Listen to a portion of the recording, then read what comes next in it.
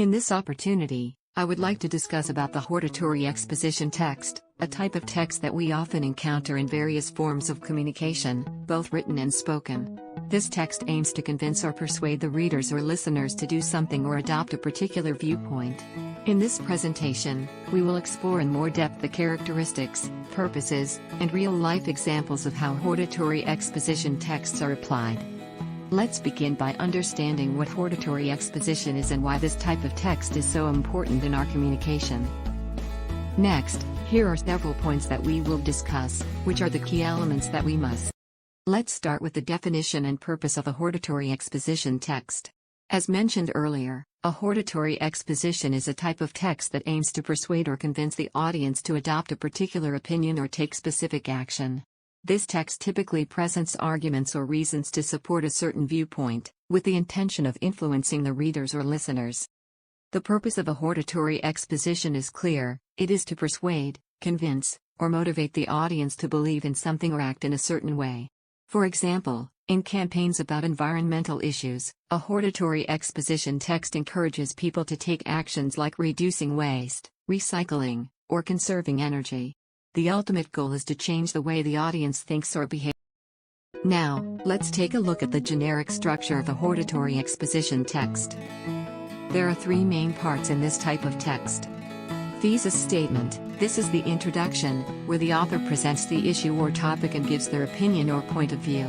It's like setting the stage for the argument.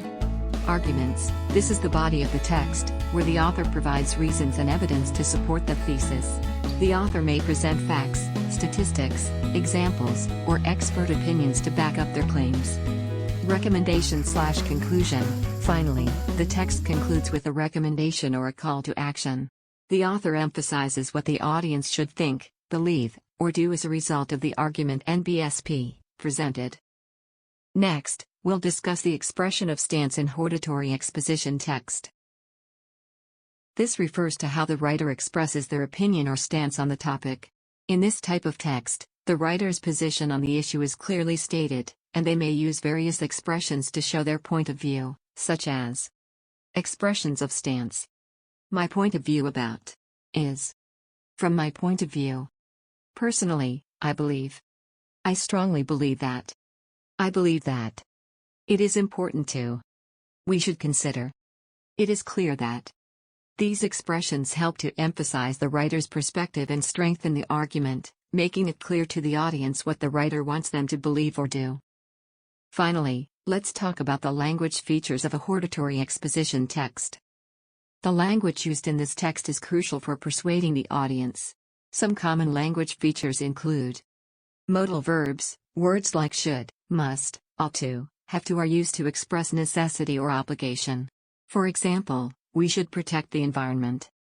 Rhetorical questions, questions that don't require an answer but are used to provoke thought or emphasize a point. For example, how long can we ignore the effects of pollution? Begins with sentence: I personally think, in my opinion, I believe. In stating arguments, the writer uses firstly, first, second, lastly, the last. In the last paragraph, the writer uses in conclusion, to conclude. From the facts above, we can conclude that. The writer uses present tense and passive sentences. The writer uses modals, should, must. Causal and conditional conjunctions, these help in linking ideas, showing cause and effect. For example, if we reduce waste, we can save the planet. Adjectives and adverbs, these are used to emphasize or intensify the argument. For example, immediate action is urgently needed. These language features make the text more persuasive and help convey the message more effectively.